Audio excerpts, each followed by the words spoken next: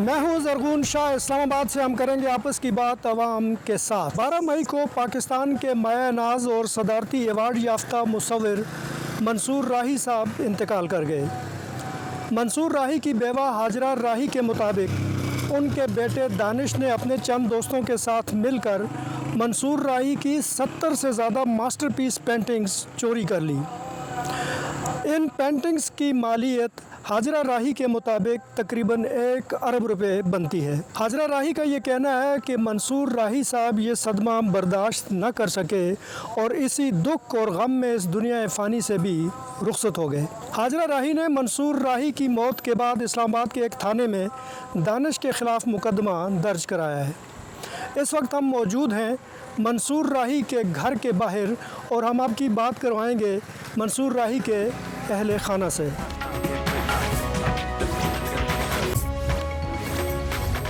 ये मंसूर राही साहब का वो घर है जिसमें वो और उनकी वाइफ हाजरा मंसूर राही गुज़श्ता तकरीबन 21 साल से इसी घर में इस्लामाबाद के एक सेक्टर में वो रह रहे हैं। इस वक्त इस घर में ये जो स्टूडियो आपका नज़र आ रहा है ये हाजरा मंसूर राही साहिबा का है, क्योंकि वो भी एक आर्टिस्ट हैं और उन्होंने भी प्राइड ऑफ परफॉर्मेंस लिया हुआ है।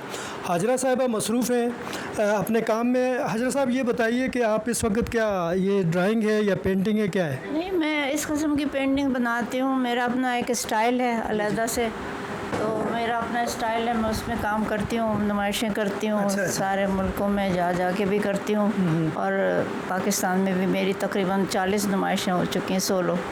अच्छा, सोलो? जी, सोलो शो मैं करती हूँ बहुत ज़्यादा।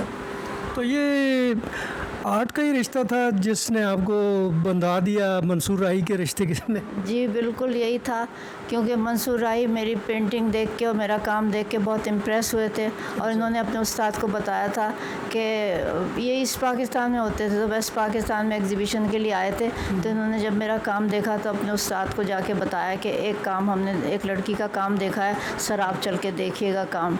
तो फिर उसी वजह से वो मिलने भी आए थे हमसे और आगे जो कहानी फिर आगे चल पड़ी, फिर कहानी आगे बढ़ गई। अच्छा। इसी तरीके से मतलब इम्प्रेस वो मेरे काम से ही हुए थे। अच्छा अच्छा। आपका काम ज़्यादा ऑयल पेंटिंग है या वाटर कलर या क्या? मेरा तो बड़ी एक डिफरेंट टेक्निक है जो अब्दुर्रहमान चुगताई करते थे, उसके बाद पाकिस्तान में कोई इस फ़न में आया ही नहीं। ये सिर्फ मैंने इसको आगे बढ़ाया है और मैं जो इसकी बाकायदा मैंने ट्रेनिंग ली है जो कि और फिर अपने एक्सपेरिमेंट किए, जो कि मेरा अपना एक स्टाइल जो है वो पाकिस्तान में पहचाना जाता है। तो ये स्पेशली आपका अपना स्टूडियो है ये वाला? जी, ये मेरा स्टूडियो है, सारी पेंटिंग्स हैं मेरी। नीचे वो बेसमेंट में मंसूर राही का स्टूडियो है, उनकी पेंटिंग। अच्छा, उनका स्टूडियो अलग था? जी, उनका पूरा अलग इस्टेब्लिशमेंट था। नीचे वो वहाँ पे पेंटिंग बनाते थे, सुबह से उठ जाते थे, नमाज़ वगैरह पढ़ने के बाद, योगा करने के बाद, एक्सरसाइज करने के बाद वो नीचे आते थे, फिर वो अपने स्टूडियो चले जाते थे, मैं अपने स्टूडियो में आ जाती थी। हम लोग तकरीबन 40-50 साल से इकट्ठे काम कर रहे थे। तो फिर ये जो बहुत ही ट्रेजिक इंसिडेंट हुआ है, इसमें ये क्या हुआ ऐसा कि एकदम सारा कुछ ही चेंज हो गया और उनकी? जी, वो बस ऐसा हुआ कि मेरा बेटा अमेरिका से आया था, अचानक आया और अचानक आके मैंने कहा अरे तुमने बताया नहीं कि तुम आने वाले हो, तो तुम आ गए एकदम से। तो हम लोगों को कहा कि चलें आप लोगों को हम खाना खिलाने ले जाते हैं।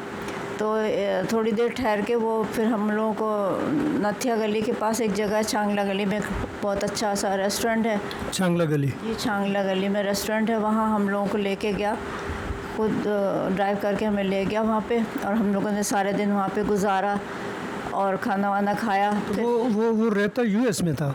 जी, मेरे 2 बच्चे हैं, एक बेटा एक बेटी, दोनों को हमने बचपन से यूएसए में पढ़ाया था और वहीं ये लोगों ने जॉब की और वहीं इनकी शादी, सेटल भी उधर ही है? सेटल भी उधर ही हो गए थे। तो बेटी की तो ससुराल सारी उधर ही है, बेटा ये लोग आते जाते रहते थे, साल में 1-2 चक्कर लगा लेते थे, मैं भी चली जाती थी। 15 दफ़ा मैं होके आई हूँ अमेरिका।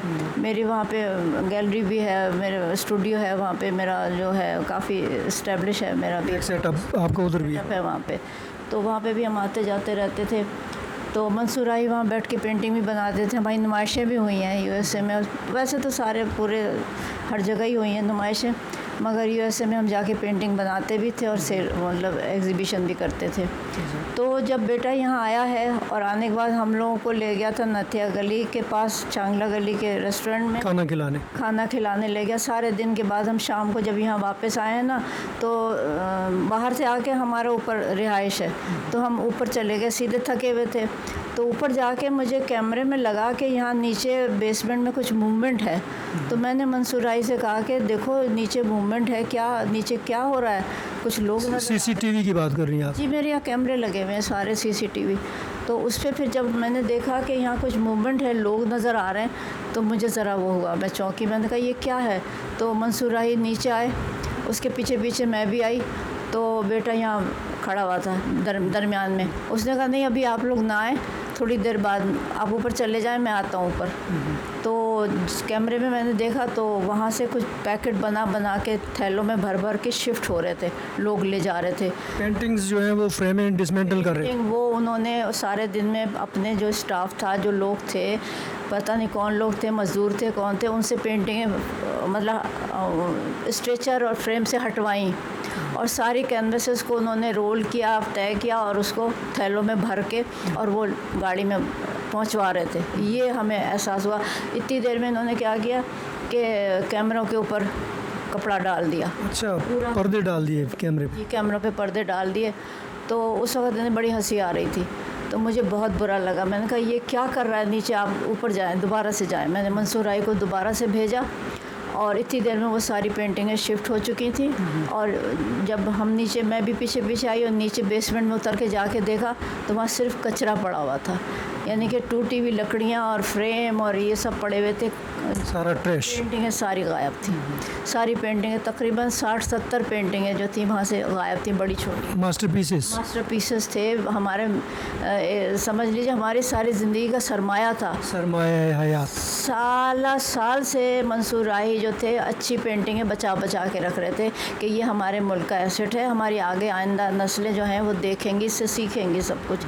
तो वैसे तो वो मतलब पूरे पाकिस्तान में उन्होंने आर्ट को फैलाया, आर्ट फील्ड को बनाया। इस वजह से हमारी जो आर्टिस्ट नस्ल है वो काफ़ी तादाद। He was a very good teacher also. बहुत माहिर थे वो, तो उन्होंने टॉप किया था। टॉप मैंने भी किया था अपने कॉलेज में आर्ट में। तो हम दोनों माहिर आर्टिस्ट थे, दोनों बहुत ज़्यादा। हमारे अवार्ड हैं, प्राइड ऑफ परफॉर्मेंस है, 2 दफ़ा मिल चुके हैं सारे अवार्ड, इंटरनेशनल अवार्ड भी मिले हैं, सारी दुनिया में नुमाइशें हुई हैं। तो आप ये सोचें कि हमारी कितनी वैल्यूएबल पेंटिंग्स थी। वो एक पेंटिंग की कीमत 1 करोड़ में जा रही है, यानी वही आपका असासा था सर? वो बहुत असासा था वो सारा कुछ। तो बस वो उनकी बेगम आती थी, पेंटिंगें गिन के जाती थी। तो मैंने कहा ये पेंटिंगें क्यों गिनती है? वो बेटे की, दानिश की? जी, दानिश की, मेरी बहू जो है।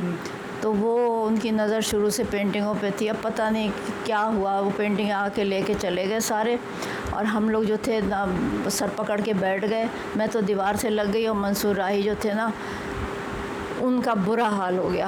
और वो बोले सब ख़त्म हो गया, सब ख़त्म हो गया, ये है वो है, बड़ा उनका अफसोस था। और उसके बाद से वो चिल्लाते ही रहे हत्ता कि वो बीमार पड़ गए।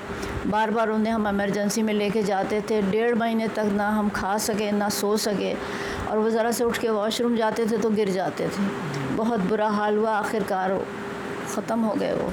उसके बाद यानी वो कोलैप्स होना शुरू हो गया? जी, वो कहते थे मुझे यहाँ कुछ हो रहा है। उनकी रगें फड़फड़ाती थी, तो मैं रातों को उठ के उनके सर दबाती थी। मैंने केयर टेकर भी रखा हुआ था जो उनके वॉशरूम को ले जाने लगा था।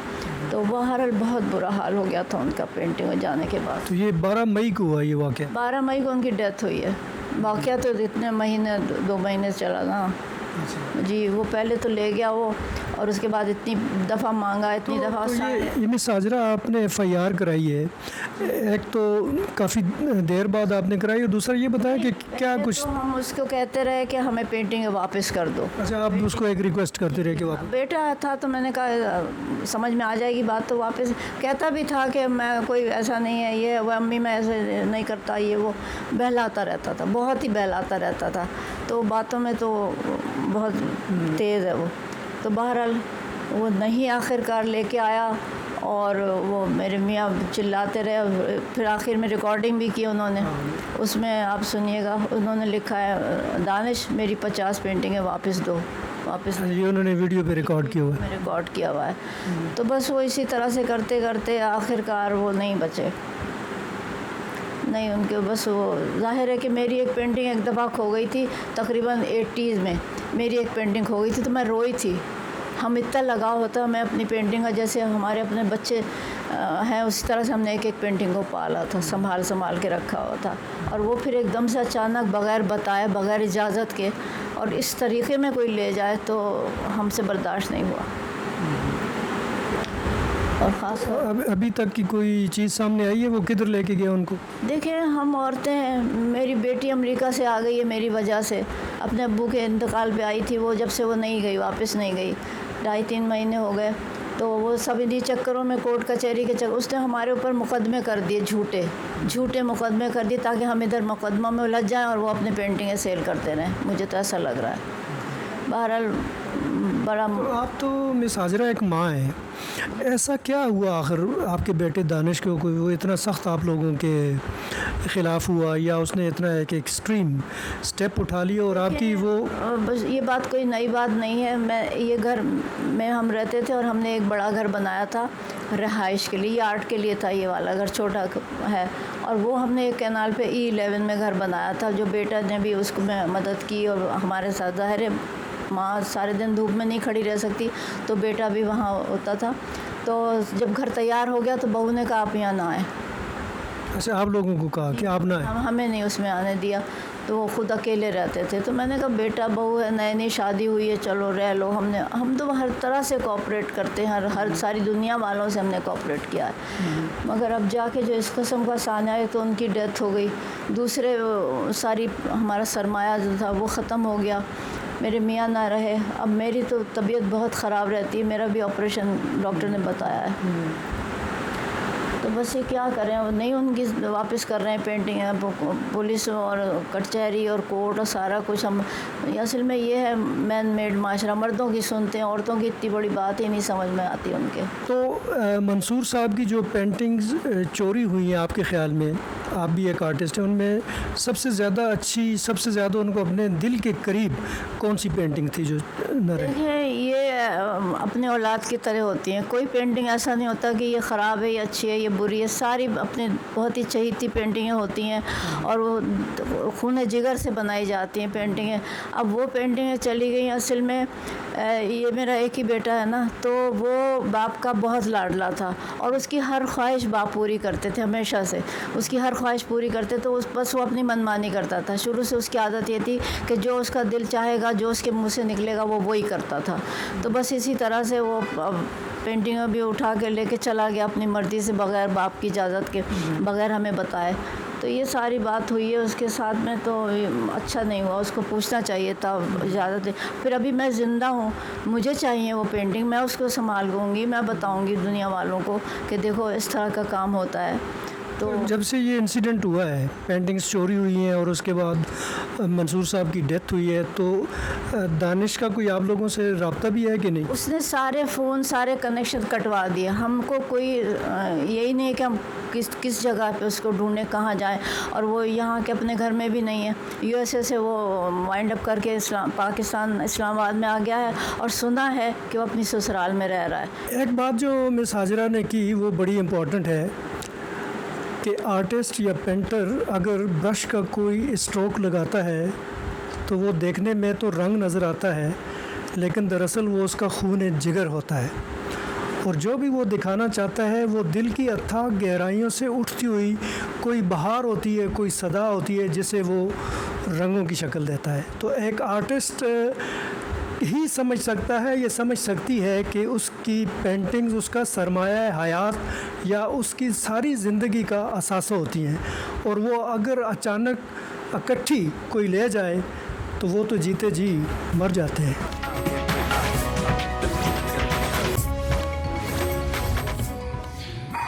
दानिश, मैं 50 पेंटिंग वापस कर देना। इस केस के हवाले से जब हमने इस्लामाबाद पुलिस का मौक़िफ़ जानने की कोशिश की तो तर्जुमान इस्लामाबाद पुलिस का ये कहना था कि इस केस की FIR रजिस्टर्ड हो चुकी है कानून के मुताबिक कार्रवाई की जा रही है और इसके बाद ये केस अदालत में जाएगा जहां पे फरीकैन अपना अपना मौक़िफ़ कॉन्टेस्ट कर सकेंगे। ताहम अहल खाना के पास जो मंसूर राही का आखिरी वीडियो पैगाम है उसमें बाकायदा वो ये कह रहे हैं कि दानिश मेरी पेंटिंग्स वापस करो। हम मौजूद हैं इस वक्त मंसूर राही साहब के घर की बेसमेंट में जो उनका वर्क स्टेशन भी था। इस वक्त कैमरामैन साजिद तारिक आपको दिखाएंगे कि किस तरह मंसूर राही साहब यहाँ पे काम करते थे और इसमें सबसे इम्पॉर्टेंट बात ये है कि मंसूर राही साहब की जो आखिरी जो पेंटिंग थी वो ये लगी हुई है, यानी ये मंसूर राही साहब का आखिरी आर्ट वर्क है जो कि अधूरा रह गया। और ये भी बड़े अफसोस की बात है कि ये आर्ट वर्क जो है ये पूरा ना हो सका। पता नहीं इसमें वो क्या दिखाना चाहते थे, उनका तख़य्युल क्या था, उनके तसव्वुरात क्या थे, लेकिन बेटे की इस हरकत की वजह से उनका ये आखिरी आर्ट पीस जो है ये भी अधूरा रह गया। यहाँ पे वो बैठते थे और ये इस टेबल पे वो काम करते थे, ये उनके टूल्स हैं। इसी तरह ये वो पानी की बोतल है मंसूर राही साहब की जिससे ये पानी पीते थे। वहाँ उस तरफ अगर आप देखें तो वो सारे उनके मुख्तलिफ़ टूल्स हैं और मुख्तलिफ़ साइज़ के ये उनके ब्रशेज़ हैं और ये सारा वर्क स्टेशन जो है वो अब बिल्कुल एक वीरानी का, उदासी का और दुख का मंज़र पेश कर रहा है। इस तरफ आप देख सकते हैं कि ये कुछ उनकी पेंटिंग्स लगी हुई हैं, उनके यहाँ पे सिग्नेचर्स भी हैं और ये वर्क स्टेशन जो है उनकी वजह से बड़ा आबाद था, बड़ा खूबसूरत था। एक आर्टिस्ट की वजह से उसका जो काम करने की जगह है, जो वर्क स्टेशन है, वो उसकी वजह से आबाद था, लेकिन अब ये बिल्कुल एक वीरान मंज़र पेश कर रहा है। इस वक्त हमारे पास मौजूद है मंसूर राही साहब की बेटी साइमा जो कि अमेरिका से आई हैं और बड़े दुख के साथ दर्द लेकर आई हैं। ये अपने वालिद की मौत पे आई हैं अमेरिका से पाकिस्तान में। साइमा, बड़ा ही अफसोसनाक ये वाक़या हुआ एक आर्टिस्ट की इस तरह की ट्रेजिक डेथ का, और फिर उससे ज़्यादा अफसोसनाक दो और बातें हैं कि एक तो बेटे की वजह से डेथ हुई और फिर उनके आर्ट पीसेस यानी मास्टर पीसेस उनके हाथ से गए। आर्टिस्ट की सारी कायनात तो उसका आर्ट वर्क ही होता है, वो उनकी दुनिया उसकी वजह से वीरान हुई और फिर वो बच भी ना सके। तो कुछ इस वाक़े के बारे में हमें बताइएगा। जी, पहले तो मैं आपको बताऊं कि अब्बू का लव ऑफ आर्ट था। मैं एक दफ़ा पहले भी जिक्र कर चुकी हूँ कि अगर अब्बू से हम पूछते थे कि who is your first love, ऐसे ही तंग करने के लिए पूछते थे कि ही वुड से कि अम्मी is his first love, although उनकी लव मैरिज थी, बट ही यूज्ड टू से आर्ट, मेरी पेंटिंग्स मेरा फ़र्स्ट लव हैं। और उनको इंतहा शदीद इश्क था अपनी क्रिएशंस से, और वो उसको जो उनकी मेन क्रिएशंस थी, जो उनके बड़े वाले म्यूरल्स थे, जो उनकी स्टडी आर्ट था, उसको वो हाथ लगाना भी उसको मना था। तो अक्सर जो है मैंने शुरू में थोड़ी सी, मेरा ताल्लुक़ कंप्यूटर साइंस से है, लेकिन शुरू में मैंने थोड़ी सी आर्ट की तालीम ली थी और उसमें जो था कि मैंने सीखा था कि पेंटिंग्स को रिफर्बिश रिफ़्रेश कैसे करते हैं। तो मैं अब्बू से कहती थी, अब्बू ये मैं इनको थोड़ा सा ऑयलिंग कर दूँ, ये क्रैक हो रही है या कुछ ऐसा, जो उनकी 70s की पेंटिंग। अब्बू कहते थे नहीं, मेरी पेंटिंग्स को कोई हाथ नहीं लगाएगा, जो करूँगा मैं करूँगा। He was very very protective कि उनकी पेंटिंग्स को कोई टच ना करे। अब देखें what caused his death is that ना सिर्फ के उनकी पेंटिंग्स को हाथ लगाया, उनकी पेंटिंग्स के साथ जो सलूक हुआ है, बड़ी डिसरिस्पेक्ट की गई, बहुत डिसरिस्पेक्ट के साथ। यानी कि मैंने कुछ यहाँ पे जो फ्रेम्स देखे आके, जो जिसमें से पेंटिंग्स निकाली गई थी, वो कैनवस बीच में चीथड़े उसके लटके हुए थे, वो फाड़ के पेंटिंग्स जो है वहाँ से लेके गए हैं। Horrible way of taking. Secondly, जिस तरह पेंटिंग्स को हम अक्सर पेंटिंग्स शिप होती हैं, पाकिस्तान से बाहर जाती हैं, कराची जाती हैं, और मैंने देखा है कि हाउ माय पेरेंट्स जिस तरह वो उसको भेजते थे बबल रैप करके, डबल उसको फेस टू फेस रख के कैनवस को स्ट्रेट करके, बड़ा वेल इंश्योर करते हैं कि इसको कोई नुकसान ना पहुंचे। जी, जो पेंटिंग्स को आपका कोरियर जो भेजता है वो भी सेपरेट कोरियर्स होते हैं जो कि पेंटिंग्स को कुछ मिस साइमा इस वर्क स्टेशन के बारे में बताइए। जब आप आई हैं तो आपने मंजर क्या क्या देखा यहाँ पे? जी, जब मैं आई हूँ तो आप ये देखें इस वक्त काफ़ी कुछ यहाँ पे पड़ा हुआ है। यहाँ पे ये फ्रेम्स जो है ये टूटे हुए हैं, ये उन्हीं के टूटे हुए फ्रेम्स पड़े हुए हैं यहाँ पर। और आप वहाँ पे देखें जो बड़ी वाली पेंटिंग है, कुछ म्यूरल्स थे। ये जो आप देख रहे हैं ये साइड वाला इसका वो है, बॉर्डर है। बड़ी बेदर्दी से हाँ, ये उखाड़ा गया है, उखाड़ा हुआ है ये, यानी ज़मीन पे ये सब कुछ फेंका हुआ है। आप वहाँ पे देखें, मैंने तो यहाँ पे कुछ थोड़ी सी क्लीनली सफाई करवाई है क्योंकि यहाँ पानी आ गया था, लेकिन काफ़ी कुछ जो है ये ज़मीन पे इस तरह से बेदर्दी से इन्होंने चीर फाड़ करके पेंटिंगों को निकाला है। यहाँ पे ये पता नहीं ये कोई जोक किया गया है, यहाँ पे इस तरह लटका के गए। फिर आप यहाँ पर आइए, ये तो हर तरफ जैसे कोई जलजला आया होता है, हाँ, फ्री होती। और यहाँ पे काफ़ी डेलीगेशंस और लोग आ चुके हैं, और अगर ये लोग कुछ देख रहे हैं उनको याद होगा कि ये कितनी भरी हुई गैलरी होती थी। ये यहाँ सामने पे बड़े फ्रेम जो है, जी, ये बड़े जो 2 फ्रेम्स हैं इसमें म्यूरल्स लगे हुए थे यहाँ पर, और ये 70s के टाइम के म्यूरल्स थे जो कि बहुत ही वैल्यूबल म्यूरल्स थे। और अब यहाँ पे देखें, ये इस साइड पर भी अगर आप देखें कि ये इतना बड़ा जो था, ये जो खाली फ्रेम पड़ा हुआ है, ये भी एक म्यूरल होता था एक टाइम पे। तो इसमें भी इसको इतनी बेदर्दी से निकाल के उखाड़ के बस इसी तरह वो इसी तरह पे जी इसी तरह ले गए। और काफ़ी जो चीज़ें हैं वो यहाँ पे पुलिस ने इन्वेस्टिगेशन में तकरीबन महीने लगाए हैं और उसकी सारी फुटेजेस बनाई हैं। तो और भी यहाँ पे फ्रेम्स थे, तकरीबन 70-80 के करीब फ्रेम्स थे, वो हमें रिमूव करने पड़े क्योंकि यहाँ पे थोड़ी फ्लडिंग हो गई थी। लेकिन हमारे पास सारी फुटेजेस हैं जो कि पुलिस की हैं, उन्होंने बनाई हुई हैं। आपका अपने भाई से, दानिश से भी कुछ रब्ता हुआ, कोई पूछा आपने कि ये क्या किया तुम? जी, उनके साथ हमने आउट ऑफ कोर्ट कुछ सेटलमेंट की कोशिश की, और हमने उनके साथ 2-3 दफ़ा जिरगा सेटअप भी किया। उसका भी मेरा एक फ़र्स्ट एक्सपीरियंस था कि देयर इज़ अ प्रोसेस, जिरगा होता है, आउट ऑफ कोर्ट आप बात कर सकते हैं इस तरह की चीज़ों में, लेकिन वो किसी चीज़ पर आते ही नहीं। और ऐसा नहीं है कि वो एडमिट नहीं करते कि वो लेके गए हैं। इन्होंने जो है 2-3 अब्बू की डेथ के बाद उनके ट्रिब्यूट्स हुए हैं जहाँ पे उन्होंने सबके सामने खड़े होकर कहा है कि हाँ मैं लेके गया हूँ, सो व्हाट। और फिर लोगों ने पूछा कहाँ लेके गए हैं, तो उन्होंने कहा कि जी मैं यूएस ले गया हूँ, जो कि गलत बात है। और फिर लोगों ने पूछा यूएस में कहाँ लेके गए हैं, तो उन्होंने मेरा एड्रेस दे दिया, तो वो भी एक अजीब सी बात है। तो मिस साइमा, कुछ मंसूर राही साहब की जो बरियल हुई है, कुछ उसके बारे में भी हमें बताइए। जी, आई थिंक मेरे लिए जो है ये पेंटिंग से बड़ा सानहा जो है वो मेरे अब्बू की तदफीन का है। आप सब हैरान होंगे ये सुन के कि मेरे अब्बू इस वक्त किसी H11 के या H8 के कब्रिस्तान में नहीं दफन हैं। उनको मेरे भाई ने जब इनकी वफ़ात हुई है 12 मई को, उसके दूसरे दिन जो है, मुझे अमेरिका से आने में 3 दिन लगे थे, तो अनफॉर्चुनेटली मैं तदफीन के 1 दिन के बाद पहुंची। तो जिस दिन इनका जनाज़ा था, पहले तो इन्होंने जो है लोगों को, जो हमारे रिलेटिव्स हैं, हाँ दानिश ने डिफरेंट किस्म की इंफॉर्मेशन दी कि ये जनाज़ा यहाँ है, किसी को कह दिया जनाज़ा वहाँ है, तो लोग काफ़ी कंफ्यूज थे, वो जो मुझे पता चला है। उसके बाद जब यहाँ पे जनाज़ा हो गया इवेंचुअली, इन्होंने along with his brother in law, उनका नाम हुमायूं है ये, और हुमायूं इनका एक मैनेजर है जहांगीर, और ये 2 हमारे नौकर थे घर के, खानसामा और एक ड्राइवर था। इन लोगों के साथ एम्बुलेंस में अब्बू की बॉडी को डाला है और ये ले गए हैं मरी। लोगों को कहा कि मैं लेके जा रहा हूँ मरी।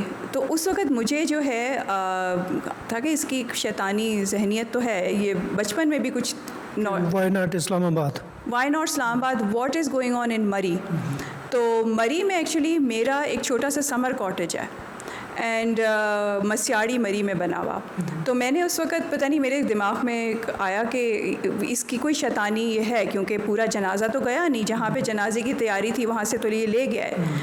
तो वहाँ पर जब मैं मेरे वहाँ पे रिश्तेदार होते हैं जुनेद, उनकी अपनी कुछ ज़मीन है वहाँ पे, मैंने कहा जुनेद मैं वहाँ से 15 को कॉल करी थी अमेरिका से लगता नहीं है 15। मैंने कहा जुनेद आप वहाँ पे ज़मीन पे जाएं और जाके देखें कहीं मेरी कॉटेज समर कॉटेज पे तो नहीं कुछ कार्रवाई हो रही है।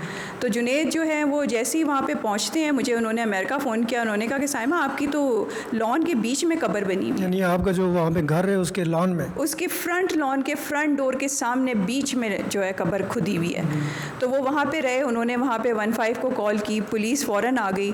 पुलिस ने पूरा कंफर्म किया, एक होता है आपकी वहाँ पे एक डिपार्टमेंट ऑफ माल होता है, वहाँ से उन्होंने पेपर्स निकलवाए टू कंफर्म कि ये ज़मीन किसकी है, घर किसका है, ये सब कंफर्म करें। उन्होंने कहा दानिश को कहा कि नहीं आप यहाँ पे इस तरह से तो नहीं आप बरी कर सकते, ये तो गलत है, आप इनको कब्रिस्तान में लेकर जाएं। अब 15 इनको रोक रही है, सब इनके यानी कि लोग भी वहाँ पर जमा हो गए हैं। इन्होंने जो है वहाँ पे गांव वालों को भी इधर उधर से जमा कर लिया, पता नहीं क्या किया है। I just know from the witnesses, और विटनेसेस जो जमा करके मुझे जिन्होंने बताया वो सामा सरवर हैं, मरी के MNA हैं। उन्होंने मुझे बाकी लोगों को जो वहाँ पर आए थे उनसे मुझे बताया आँखों देखा हाल, और according to all the witnesses जो मुझे पता चला है कि उनकी बड़ी बेहुरमती से उनकी बॉडी को डाला गया, अधूरी तदफीन की गई, उनकी अधूरी तदफीन की गई। और वहाँ पर उनको उनकी कब्र पर, क्योंकि 15 उन्होंने 15 को पहले कहा कि अच्छा हम ऊपर कहीं इनको दफना देते हैं, वहाँ पे जाकर 2 लोग हमारा अपने खानसामा घर का वो ऊपर जाके अब्बू की एक और जगह पे कब्र खोदने लग गया जहाँ पे के एक्चुअल कब्रिस्तान था। 15 ने सोचा कि अच्छा ठीक है यहाँ पे कोई कॉम्प्रोमाइज़ हो गया, वो वापस चले जाने लगे। वो जैसे ही मुड़ के गए हैं, इसने एकदम से बॉडी को, मेरी अम्मी नहीं चाहती कि मैं ये लफ्ज़ यूज़ करूं, लेकिन बेहुरमती करके कब्र के अंदर गिरा दिया। मुझे तकरीबन 4 महीने हो चुके हैं इसी चीज़ को सॉल्व करने के लिए कि मैं अब उस कब्र को कैसे प्रोटेक्ट करूं। या तो गवर्नमेंट मुझको एक कोई गारंटी दे कि वो उस जगह को प्रोटेक्ट करेगी, उसको किस तरह मैं उसको वो करूं। मैं आज से 20, 25, 30 साल में कितने टाइम ज़िंदा हूँ, मेरे बच्चे अमेरिका में होते हैं, वो किस तरह आके कब्र को प्रोटेक्ट करेंगे। ना मैं उस यहाँ पे वो मूव हो पा रही है कब्र, ना वो वहाँ पे प्रोटेक्ट हो रही है। मिस साइमा ने जो भी बातें की, बड़ी ही दुख भरी दास्तान है एक बेटी की अपने वालिद की, और वालिद भी ऐसा जो आर्ट की दुनिया का बादशाह था, बल्कि शहनशाह था अगर पाकिस्तान के हवाले से बात की जाए। तो इनकी जितनी भी बातें थी, उनका सबसे दुख देने वाला पार्ट यही है कि इनके वालिद को, मंसूर राही साहब को, जिस तरीके से यहाँ से उनकी डेथ के बाद उनकी बॉडी को ले जाया गया और फिर मरी में एक रेजिडेंस के अंदर उसके लॉन में उन्हें अधूरे तरीके से उनको दफन किया गया। तो इसी प्रोग्राम में हम मरी भी जाएंगे और मंसूर राही साहब की जो वहाँ पे कब्र है वो भी आपको दिखाएंगे, और कुछ वहाँ के लोगों से जो चश्मदीद उसके गवाह हैं उनसे भी हम बात करेंगे।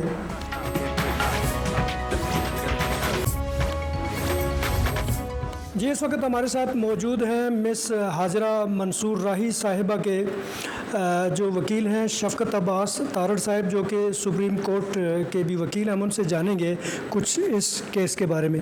शफ़क़त साहब, ये बताइए कि ये केस लिटिगेशन में है और ये इसमें अभी तक पेशरफ्त क्या हुई है, और आपके ख़्याल में ऐसा क्यों है कि अभी तक इन पेंटिंग्स का जो चोरी हो चुकी है उनका कोई सुराग नहीं मिल रहा? बहुत शुक्रिया आपने इनवाइट किया। देखें, मैं आलमोस्ट मोहतरमा हाजरा मंसूर साहिबा के सारे केसेस जो है वो मैं देख रहा हूँ, और उनमें से एक केस ये पेंटिंग की जो चोरी हुई है उसका केस है। तो ये बाकायदा हमने पुलिस स्टेशन में रजिस्ट्रेशन ऑफ FIR के लिए एप्लीकेशन दी थी मैडम हाजरा मंसूर साहिबा ने। तो उस पर हुआ ये कि पुलिस की तरफ से कोई पॉजिटिव रिस्पांस ना आया। आलमोस्ट 1 मंथ से ज़्यादा हमारी FIR दर्ज होने के बावजूद पेंडिंग रही एप्लीकेशन, और फिर हमें जाना पड़ा सेशन कोर्ट में, वहाँ से डायरेक्शन लेके तो फिर जाके ये FIR हुई है जो पेंटिंग चोरी हुई है। और ये कहानी सारी जो उस FIR में लिखी गई है और उसकी बैक पे स्ट्रॉन्ग एविडेंस है, और विदाउट एविडेंस ये FIR नहीं है। और तमाम जो सबूत हैं वो भी मुद्दइया जो है इस FIR की जो कंप्लेनेंट हैं उन्होंने मेरे साथ भी शेयर किए, और वो स्ट्रॉन्ग एविडेंसेस हैं जिनकी बेस पे कोर्ट ने भी कन्विंस हुई और डायरेक्शन पास की कि इस पे FIR रजिस्टर्ड की जाए। तो ये ये डिले या ये डिलेइंग प्रैक्टिसेस हैं आपके ख्याल में? देखिए, पुलिस का काम है पहले तो ये जो अवामुल नास को जो हम शहरी हैं, पुलिस का काम है हमें प्रोटेक्ट करे। कोई भी कंप्लेंट जाती है, कानून में तो ये प्रोवाइडेड है कि 154 के तहत जब भी कोई कंप्लेंट जाती है तो police is bound to register the case immediately, उसमें डिले तो करना ही नहीं चाहिए। तो मैं समझता हूँ कि हाजरा मंसूर साहिबा के साथ पहली ज़्यादती तो ये हुई कि पुलिस ने महीना डेढ़ महीना उनका टाइम ऐसे ही FIR ना दर्ज करके वायलेशन की, और जिसके बाद हमें जाना पड़ा justice of peace session court में और वहाँ से डायरेक्शन लेके आए। और इससे हमारे लिटिगेंट्स पे एक ओवर बर्डन भी पड़ता है पुलिस की। देखिए, फेलियर की वजह से उन्हें कोर्ट जाना पड़ा, लॉयर एंगेज करना पड़ा, फ़ीस देनी पड़ी और टाइम स्पेंड करना पड़ा। तो ये स्टेट के जो कंसर्न डिपार्टमेंट्स हैं, मैं समझता हूँ कि ये पुलिस का फेलियर है कि आवाम को जो इंसाफ है वो नहीं दे रहे। तो ये केस है इस्लामाबाद के थाना शालीमार में। तो उनकी बेटी ने हमें बताया कि जो इन्वेस्टिगेशन ऑफिसर है वो उनको बार बार चेंज कर दिया जाता है, तो ये भी उस पर कोई इफ़ेक्ट डाल रहे हैं? देखिए, जहाँ तक चेंज इन्वेस्टिगेशन ऑफिसर चेंज करने की बात है, मैं तो नहीं समझता कि अभी मेरी लेटेस्ट अपने क्लाइंट से जो बात हुई है तो उन्होंने तो ज़ीरो प्रोग्रेस बताई है। इन्वेस्टिगेशन ऑफिसर के चेंज होने का मतलब है कि इन्वेस्टिगेशन इन प्रोसेस। तो इस केस में अभी तक जो मेरी क्लाइंट से बात हुई है, हाजरा मंसूर साहिबा ने जो मुझे प्रोग्रेस बताई है, वो 2-3 दफ़ा पुलिस स्टेशन गई हैं, लेकिन उनको तो वहाँ कोई सुनने वाला नहीं है, उनको कोई वहाँ अटेंड करने वाला नहीं है। तो इन्वेस्टिगेशन चेंज करने की जो बात है उसकी मुझे समझ नहीं आ रही कि वो इन्वेस्टिगेशन हो ही नहीं रही तो चेंज करने की क्या ज़रूरत है। ये बड़ी इम्पोर्टेंट बात या नुक्ता शफ़क़त अब्बास साहब ने बताया है कि प्रोग्रेस ज़ीरो है। यानी केस इतना बड़ा है कि 70 से 80 पेंटिंग्स जिनकी मालियत मुबैना तौर पर 1 अरब रुपए है, और फिर उन पेंटिंग्स की चोरी की वजह से मंसूर राही साहिब जैसे एक अजीम आर्टिस्ट की डेथ भी हो जाती है, उस पर प्रोग्रेस ज़ीरो है। ये बड़ा ही एक लम्हा फ़िक्री है हमारे निज़ाम के हवाले से।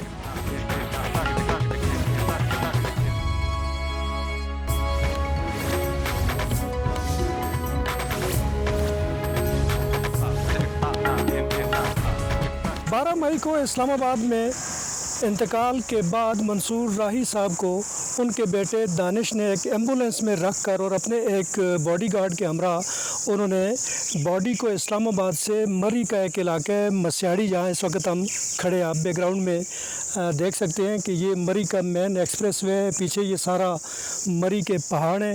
इस एक्सप्रेस वे से ला के यहाँ नीचे ये जो रोड आपको नज़र आ रहा है, यहाँ पे उस एम्बुलेंस को रोका गया और फिर उस डेड बॉडी को इस छोटे से रास्ते से लाया गया।